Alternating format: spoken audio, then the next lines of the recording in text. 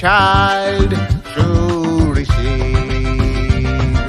Plead with them earnestly, plead with them gently.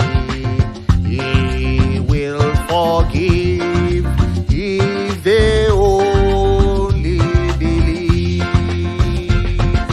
Rescue the perishing, care for the dying. Jesus is merciful, Jesus will save.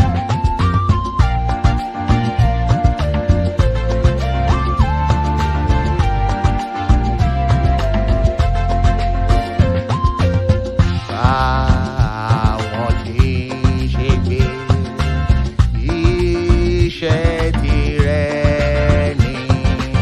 Bàbá yóò fún ọ lókun fún iṣẹ́ náà.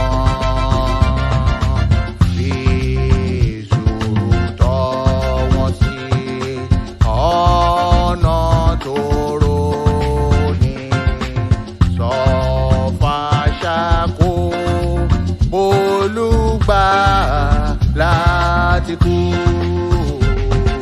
Gbà àwọn tí ń ṣègbè. Ṣãjo ẹni tó ń kú. Alãnu ni Jesu yóò gbà ní là.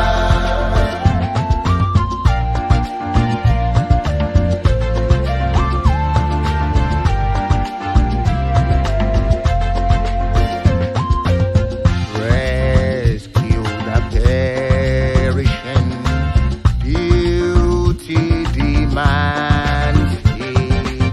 Strength for thy labor, the Lord